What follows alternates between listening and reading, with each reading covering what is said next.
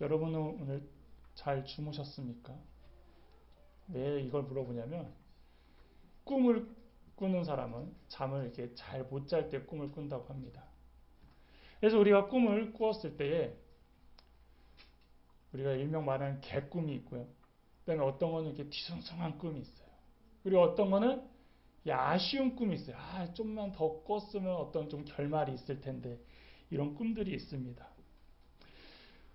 그래서 꿈의 종류도 여러 가지가 있는데 이제 태몽이 있죠. 그래서 태몽을 꾸면 이제 아이가 생긴다는 것도 있고 또 어떤 거는 기분이 안 좋아서 뭔가 조금 꺼리찍한 꿈이 있습니다. 그래서 꿈에 뭐 누가 나오면 이렇게 한번 뭐 연락을 하기도 하고 실제로 꿈자리가 좀 안 좋았다 이렇게 표현하기도 하는데 꿈은 그래서 좋은 꿈에 대해서는 우리가 어떻게든 좋은 의미를 막 부여하려고 그래요. 뭐 돼지가 나오면 복권을 산다고 그러고 뭐 누가 나오면 뭐 숫자가 나오면 또 로또를 사야 된다고 이렇게 얘기하는 것이고 또 안 좋은 꿈은 빨리 잊어버리려고 합니다. 막 잊혀졌으면 좋겠다 이렇게 해서 꿈에 대해 나오는 어떤 인물, 동물, 사물, 상황들을 기억하면서 과연 이것이 무엇을 의미할까?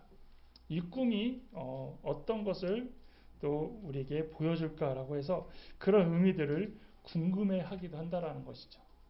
그래서 이러한 뭐 사물, 사건, 동물, 표현 등을 통해서 이 꿈이 도대체 어떤 의미를 갖고 있느냐라고 해서 이것을 푸는 것을 이제 꿈풀이, 해몽이라고 하고 실제로 이렇게 꿈에 대하여 풀어주는 사람들도 있고 또 그런 거에 대해서 찾아보기도 한다라는 것이죠.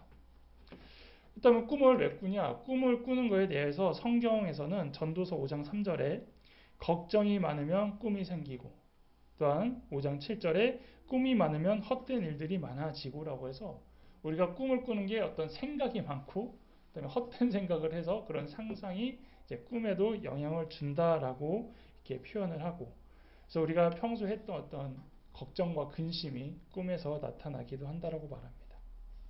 그런데 꿈이 과연 이렇게 걱정과 근심의 산물이기만 할까요? 또 한편으로는 하나님께서 사용하신 것도 꿈이라는 것이죠. 그래서 자신의 뜻을 계시하는 방법으로 이 꿈을 사용하셨습니다. 또한 유대 근동 지방에서는 이 꿈을 중요시 여겨서 꿈을 해몽하는 사람은 큰 존경을 받았다라는 거죠. 지금은 뭐 이렇게 뭐 꿈풀이 한다고 해서 사람들이 뭐 대단하다, 뛰어나다라고 얘기하지 않았지만 성경에서도 이 꿈풀이를 통하여서 위대한 사람이 몇 있다라는 겁니다. 대표적인 사람으로 요셉을 생각하면 됩니다.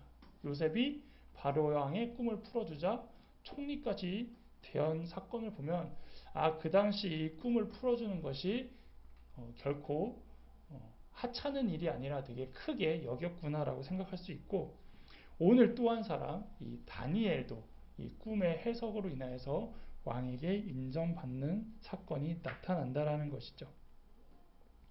본문을 보면 바벨론의 느부갓네살 왕이 꿈을 꿉니다. 근데 이 느부갓네살 왕이 꾼 꿈의 내용이 나오지를 않습니다. 대부분 성경에서 꿈풀이를 요구할 때는 내가 이러이러한 꿈을 꾸었는데 이게 무엇인지 알려달라라고 얘기를 합니다. 근데 여기는 그냥 꿈만 꾸었다라고 합니다. 근데 그 꿈의 내용이 무엇이냐면 기분 나쁜 거라는 거죠. 그래서 느부갓네살 왕이 그 꿈을 꾸고 보인 반응이 무엇이냐면 번민했다라 합니다. 뭔가 뒤숭숭하고 뭔가 의미는 있는 것 같은데 이해하지 못하겠고 도대체 이게 무엇일까? 라고 하면서 계속 고민하고 있는 겁니다. 그래서 이 꿈은 난해했고 복잡했고 이해하기 어렵고 심지어 그것이 정확히 또 기억도 나지 않는다는 것입니다. 그래서 이후에 이제 이 꿈의 내용은 누가 알게 되냐면 다니엘이 32절에서 35절에 이제 나오기 시작합니다. 그때 이제 다니엘이 꿈풀이 하면서 이러이러한 꿈이 있고 이것은 이러이러한 내용입니다. 라고 할 때 그제서야 이제 느부갓네살 왕이 꿨던 꿈이 나온다는 것이죠. 근데 현재는 지금 아무도 모르는 상황입니다. 이런 상황에서 누구를 부르냐면 박수와 무당들과 술사와 지혜자들 그리고 갈대아인들을 부른다는 겁니다. 그래서 이 뭔 꿈을 내용인지 알려달라는 것입니다. 근데 그 사람들은 당황스럽죠. 내가 어떠한 꿈을 꿨으니 이 꿈이 무엇인지 알려달라 이렇게 하면 몰라도 내가 꿈을 꿨는데 그 꿈이 뭔지 맞춰보고 어떤 의미인지 해석해봐라. 지금 이렇게 나오고 있다는 겁니다. 그러니까 이제 당황스럽죠. 지금 왕이 뭔 꿈을 꿨는지도 모르는데 그걸 해석까지 하라고 합니다. 그리고 이것이 이제 지혜자들이 불가능하다라고 얘기를 하자 이제 12, 13절에 이제 왕이 열받아서 다 죽여버리겠다고 하는 것이고, 이 가운데 이제 지혜자로 구분되어 있던 다니엘과 그의 세 친구도 이제 죽을 위험에 처해 있는 상황이 이 오늘 읽은 본문의 내용입니다. 자, 왕이 꾼 꿈 하나로부터 시작된 이 문제가 여기서 대처하는 세 가지의 사람의 모습으로 나온다라는 것이죠. 번뇌하는 최고 권력자 느부갓네살, 또 한 부류는 왕의 억지 때문에 죽임을 당하는 지혜자들, 마지막으로 죽을 위기에 처한 다니엘과 세 친구, 이렇게 세 가지 부류가 나타나는데 이들의 공통점은 모두 고통과 문제에 직면해 있다는 겁니다. 한 꿈으로부터 시작된 것이 결국 모두에게 고통과 어려움을 주는 것이고, 여기에서 이제 차이점이 있다라면 그걸 통하여 오늘 본문에서 찾아보면서 어떤 차이가 있는지, 어떻게 이 위기와 고통을 넘어가는지를 보겠다는 것입니다. 인간에게는 모두 다양한 원인으로 이 고통을 가지고 있다는 겁니다. 지금 우리는 겉으로 어떤 문제와 어려움이 없다라고 생각하지만 나름대로 다 하나님 앞에 기도할 때는 내가 어렵고 내가 힘들고 나는 이것을 극복해야 되는 상황이 있다라는 것이죠. 그래서 누구에게나 이 고통과 어려움이 있는 것은 다 동일한데 차이점이 있다라면 이제 그 문제들을 어떻게 해결해내고 그 고통을 어떻게 넘기느냐에 있다라는 것입니다. 먼저 느부갓네살 왕을 살펴보겠습니다. 느부갓네살 왕은 말 그대로 왕입니다. 왕은 돈도 많고 권력도 있습니다. 지금도 돈으로 해결되지 않는 게 없잖아요. 그러니까 뭐 이런 거 다 해결할 수 있다라는 것이죠. 그런데 잘 보시면 무엇입니까? 돈으로도 해결할 수 없는 게 지금 이 꿈입니다. 이 꿈은 어떻게 뭐 돈으로도 해결할 수가 없는 거예요. 이 권력으로도 해결할 수 없는 거예요. 그러니까 우리가 봤을 때 돈 있는 사람은 행복하고 권력이 있는 사람은 그래도 많은 걱정을 하지 않고 살겠다라고 생각하지만 사람이고 인간이기 때문에 돈과 권력으로도 해결할 수 없는 것이 있다라는 것을 이 느부갓네살 왕을 통해 보여주고 있다라는 것입니다. 인터넷에 이런 글이 있습니다. 돈으로 침대는 살 수 있으나 잠은 살 수 없다. 돈으로 책은 살 수 있으나 지성은 살 수 없다. 돈으로 음식은 살 수 있으나 식욕은 살 수 없다. 돈으로 화려한 옷은 살 수 있으나 아름다움은 살 수 없다. 돈으로 집은 살 수 있으나 행복한 가정은 살 수 없다. 돈으로 약은 살 수 있으나 건강은 살 수 없다. 돈으로 유흥은 즐길 수 있으나 행복은 살 수 없다. 동감하시나요? 나는 돈이 없어서 잘 모르겠다 그러실 수도 있는데 이 돈의 자리에 권력이란 단어를 넣어도 똑같습니다. 권력으로 침대를 살 수 있으나 잠은 살 수 없고 권력으로 책은 살 수 있으나 지성은 살 수 없다. 이것은 무슨 얘기입니까? 우리가 현 시대에도 갖고 있으면 좋고 그리고 갖고 있으면 그래도 모든 것을 해결할 수 있을 것과 같은 이 돈과 권력을 갖고 있다고 해서 그것이 전부가 아니다라는 것입니다. 돈과 권력, 여전히 사람들은 이것을 가장 중요시 여기며 가장 많이 갖고 싶어 합니다. 그런데 이것을 갖고 있어도 여전히 불행하고 불안하다는 것입니다. 시편 127편 2절 말미에 이렇게 기록되어 있습니다. 여호와께서 그의 사랑하시는 자에게는 잠을 주시는도다. 돈이나 권력으로 비싼 침대는 구입할 수 없지만 그것이 잠을 가져다 주지는 못한다라는 것입니다. 그래서 잠은 결국 하나님이 주시는 하나의 선물입니다. 하나님의 사랑의 표현이라는 겁니다. 저도 불면증에 걸리고 잠을 못 잘 때 맨날 그래요. 하나님 저 사랑하신다면서 왜 잠을 안 주세요? 이렇게 얘기했던 적도 있는데 그래서 우리는 새로운 시각을 가져야 됩니다.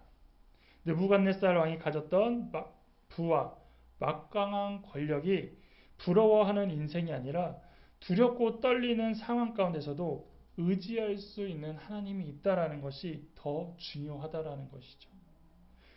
하나님의 사랑은 돈과 권력으로 살 수 없기 때문입니다. 그래서 우리는 도리어 그런 비본질적인 것보다도 본질적인 하나님을 향해 나아가야 된다는 것이고, 이런 느부갓네살 왕을 보면서 우리는 두 가지를 점검할 수 있는데, 하나는 겉은 화려하지만 사실은 내면에 늘 불안과 공포가 자리 잡고 있다라는 것. 또 하나는 자기 내면의 문제를 늘 타인에게 전가하는 못된 속성이 이 사람에게 있다라는 것이고, 실제로도 그런 면들이 많이 드러나고 있다라는 것입니다. 느부갓네살 왕은 내면의 불안과 공포로 번민하여 잠을 이루지 못한 것뿐만 아니라 이제는 이 꿈의 내용도 모르고 알려주지 않은 채 그것을 해몽하라고 하면서 해몽하지 못하는 사람을 죽이려고 하는 책임을 전가하는 모습을 보게 됩니다. 지금 이 꿈에 대하여 답답하고 번민한 건 느부갓네살 혼자의 문제인데, 이것이 도리어 해석하지 못한다고 죽인다라는 것. 이거는 우리가 상식적으로 이해할 수 없는 거잖아요. 근데 그런 식으로 표출해내는 것. 이것이 잘못됐다라는 것이죠. 여러분은 어떠십니까? 우리는 언제나 하나님 한 분만으로 꽉 차 있음을 느끼고 성령의 충만함으로 흘러넘치기를 기대하며 살지만, 어느 순간 두려워지고 조급해지면 언제나 책임을 전가하려는 느부갓네살과 같은 모습을 살고 있지는 않으십니까? 느부갓네살 왕은 사람을 탓했지만 우리도 하나님을 탓할 때가 있다라는 것입니다. 그래서 하나님이 책임지세요. 하나님이 알아서 하세요. 이렇게 전가하는 모습은 잘못됐다라는 것입니다. 그래서 우리는 항상 어떤 고백을 해야 되냐면, 다윗이 시편 56편 3절에서 했던 고백입니다. 내가 두려워하는 날에는 내가 주를 의지하리이다. 이 모습으로 우리가 항상 하나님 옆에 있어야 된다는 것입니다. 다음으로 이제 두 번째 부류는 지혜자들과 술사들입니다. 제일 억울한 사람들이죠. 이들은 느부갓네살 왕의 말도 안 되는 요구에 나름대로 합리적인 답을 합니다. 그들 나름대로 변명을 했다라는 것입니다. 11절에 왕께서 물으신 것은 어려운 일이라. 육체와 함께 살지 아니하는 신들 외에는 왕 앞에 그것을 보일 자가 없나이다 한지라. 상당히 지혜롭게 나름 대답했습니다. 지금 왕이 요구하신 그거는 우리가 할 수 있는 게 아니라 어떤 신이라는 존재들이 할 수 있는 거지, 이거는 뭐 도저히 답이 없다, 지금 그 얘기를 하고 있다라는 것이죠. 그래서 이 부분을 봤을 때 적어도 이들은 자신의 한계를 알고 있었다는 겁니다. 그리고 그 한계를 극복하기 위해서는 절대자의 도움이 필요하다는 것을 알았습니다. 그래서 이들은 정확한 지식은 알고 있었지만 지금 이런 위기에 의지할 절대자가 없었다라는 것입니다.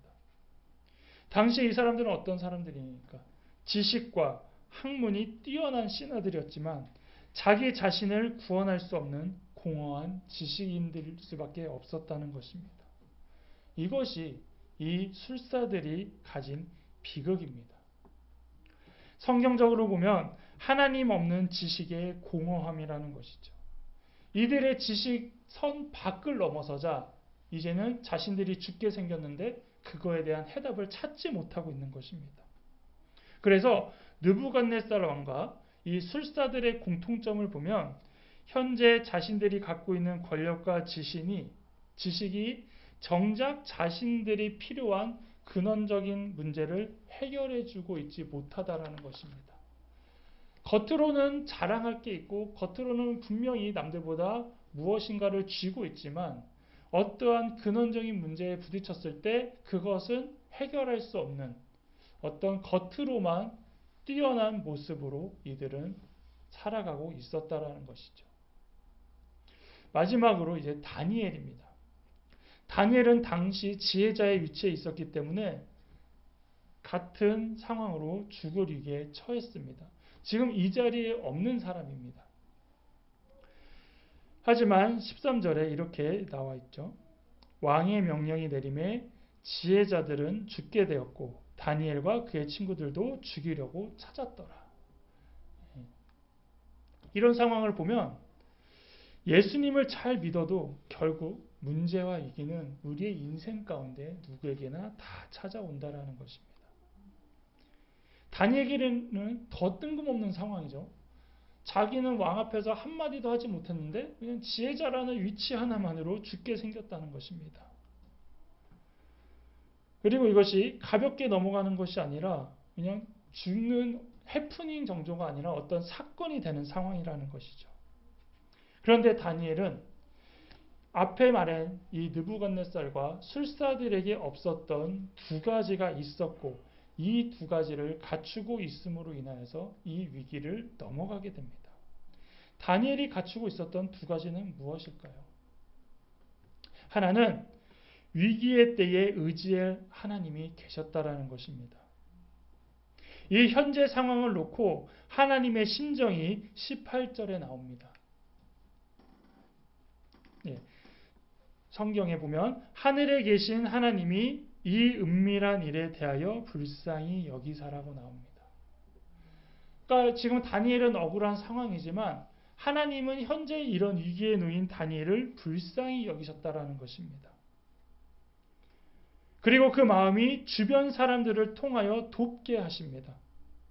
모든 사람에게 어려움이 찾아오는 공통점이 있지만 우리가 어려움을 당할 때 그런 나를 불쌍하게 보시는 하나님이 계시다라는 것. 이것이 큰 위로가 된다라는 것이죠. 그리고 그것이 왜 위로가 될까요? 우리는 하나님이 어떤 분인지 알기 때문입니다. 우리가 가장 어려울 때 우리와 같은 상황에 겪은 사람이 위로해 준 것도 그나마 위로는 되죠. 하지만 뭔가 평화롭거나 그 위로는 잠시뿐이라는 것입니다. 하지만 우리의 위로자는 누구십니까? 바로 하나님이시라는 겁니다. 그리고 그 하나님의 위로가 무엇이냐? 단지 천국을 바라보는 그런 미래의 위로가 아니라 하나님의 위로는 정말로 우리를 잘 알고 있기 때문에 우리를 만지시고 우리와 함께 하시고 우리에게 말씀하시면서 우리를 평화롭게 하는 위로이기 때문입니다. 찬양 가운데 전능하신 나의 주 하나님이라는 곡이 있습니다. 우리가 예배 전에도 한번 고백했는데요. 가사를 보면 이렇습니다. 전능하신 나의 주 하나님은 능치 못하실 전혀 없네.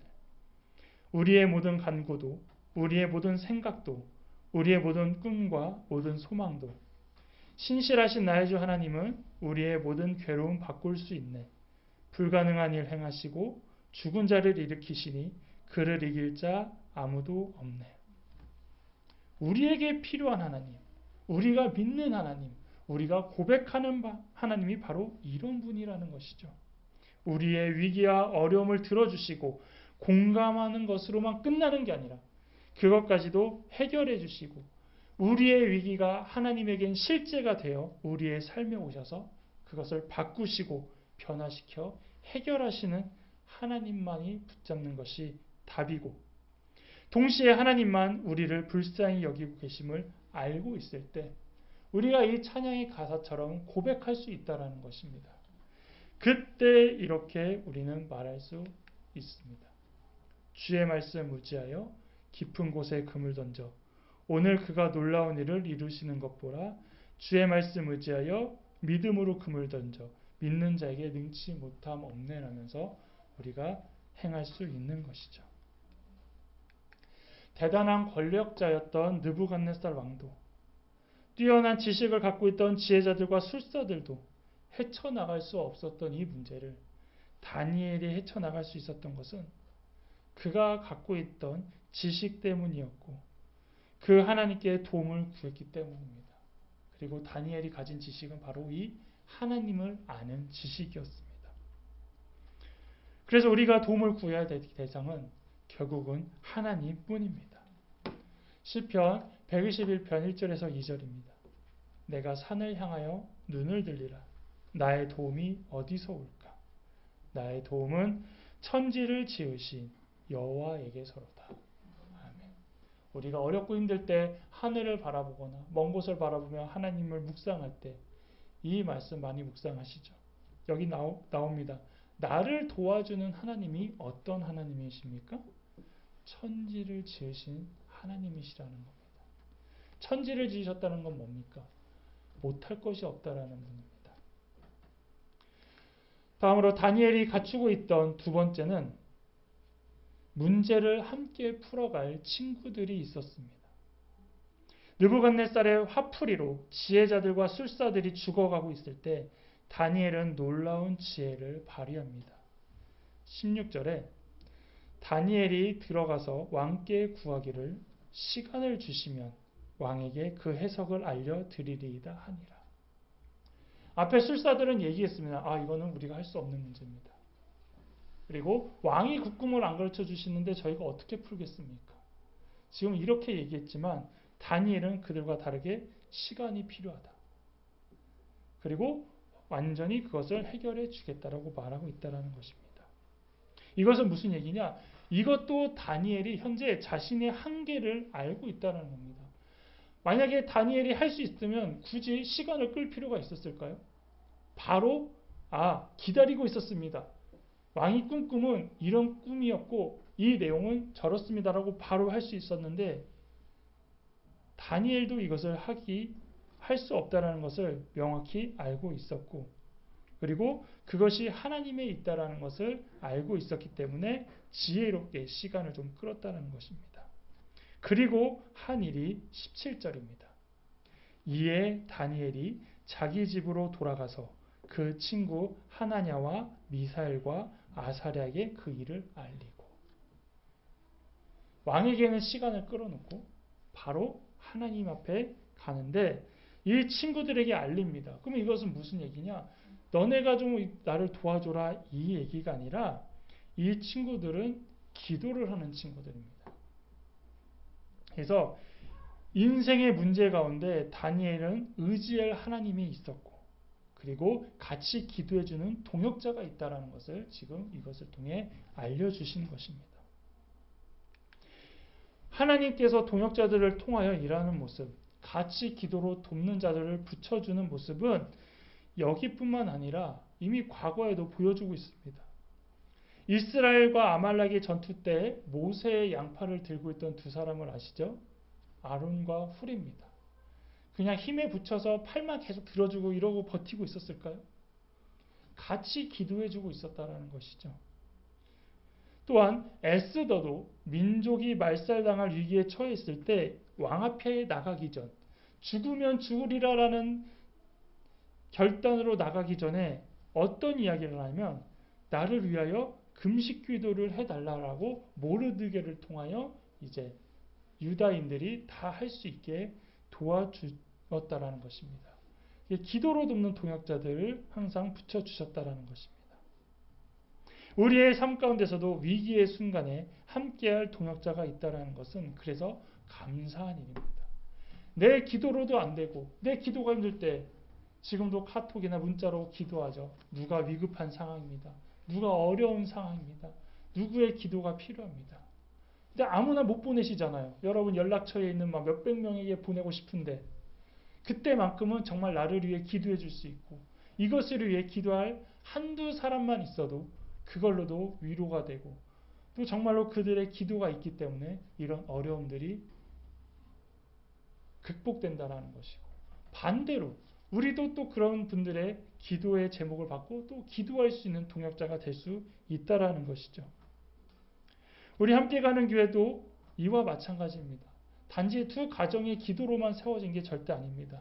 저희가 기도 편지를 나누면서 함께 교회를 위해 기도해 달라고 기도하고 또 저희가 기도 편지를 뭐 이렇게 아무라고 표현하면 그렇지만 다 드리지 않고 정말 우리를 위해 기도할 수 있는 분 하나님이 그때그때 기도할 수 있는 사람을 떠오르게 하셔서 그 사람들에게 보냈을 때에 그 모든 분들의 기도가 함께해서 지금 이 교회가 유지되고 세워져 있다는 것 아닙니까? 이처럼 예수 믿는 사람들이 누릴 수 있는 특권은 이렇게 동역자가 있다는 사실입니다. 물론 하나님께서 함께 하시고 지켜주시고 인도해 주시지만 상황에 따라서는 그런 사람을 통하여 일하시는 것입니다. 그래서 우리에게도 다니엘과 함께했던 이런 새 친구와 같은 동역자가 필요합니다. 하나님께서는 이미 여러분 주위에 좋은 동역자들을 보내주셨습니다. 세상에서는 이것을 인맥이라고 표현할 수 있겠지만 동역자는 인맥 이상입니다. 인맥은 내가 아는 사람이지만 동역자는 내가 알지 못한 사람임에도 하나님을 통하여서 붙여주시기 때문에 더 놀라운 일이라는 것이고, 동역자는 누가 소개해 주는 것입니까? 하나님이 소개해 주기 때문에 더 믿을 수 있고 신뢰할 수 있다는 것입니다. 사랑하는 성도 여러분, 여러분의 인생 가운데 겪었던 위기와 어려움들을 어떻게 극복하셨습니까? 극복했다라는 것은 다른 말로 해결됐다라는 것이고, 또 해결됐다라는 것은 그 위기가 지나갔다라는 것입니다. 위기를 극복하는 방법은 상황에 따라 다르겠지만 극복한 이유는 오늘 다니엘을 통하여 알 수 있습니다. 하나님이 우리와 함께 하시기 때문입니다. 그리고 이것이 임마누엘입니다. 이런 임마누엘 하나님뿐 아니라 또한 하나님께서 보내주신 동역자들도 있었기 때문에 우리의 삶 가운데, 여러분의 인생 가운데 이런 위기와 어려움들이 넘어가고 있었다라는 것이고 앞으로도 넘어갈 것이라는 것입니다. 현재 여러분은 어떠한 인생의 어려움을 겪고 계십니까?